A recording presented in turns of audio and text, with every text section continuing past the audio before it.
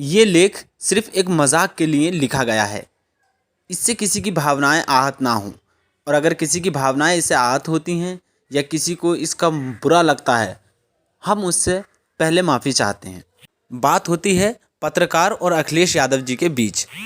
पत्रकार अखिलेश यादव जी से सवाल पूछते हुए बोलता है, अखिलेश जी, आप जहां जाते हो बीजेपी वहां जीत जाती है। इससे क्रोधित होकर अखिलेश यादव बोलते हैं, अखिलेश, क्या पागल हो गए हो? क्या सबूत है आपके पास?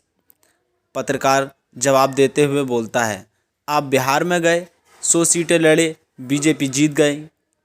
आप गुजरात में गए, 50 सीटें लड़े, बीजेपी जीत गई। आप मध्य प्रदेश में गए, 35 सीटें लड़े, वहाँ भी बीजेपी जीत गई। अब आप यूपी में लड़े, बीजेपी जीत गई। आप दिल्ली नहीं लड़े, बीजेपी हार गई। आप बंगाल में नहीं लड़े, बीजेपी वहाँ भी हार गई। आप केरल में नहीं लड़े, बीजेपी वहाँ भी हार गई। आप तमिलनाडु में भी नहीं लड़े, बीजेपी वहाँ भी हार गई। आप पंजाब नहीं लड़े, बीजेपी वहाँ हारी। उत्तराखंड में 70 सीटें लड़ी और 70 सीटों पर कांग्रेस को नुकसान किया और वहाँ भारतीय जनता पार्टी ने जीत दर्ज कर ली। जिस राज्य में आप नहीं लड़ते हैं वहाँ बीजेपी हार जाता है, और जिस राज्य में आप चुनाव लड़ते हैं वहाँ बीजेपी जीत जाता है।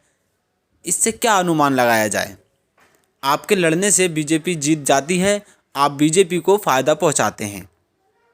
आपके नहीं लड़ने से बीजेपी हार जाती है, आपके लड़ने से बीजेपी जीत जाती है। आप बीजेपी को फ़ायदा पहुंचाते हैं। इसके बाद मजाकिया अंदाज में रिपोर्टर लिखता है, अखिलेश यादव अभी तक सदमे में हैं।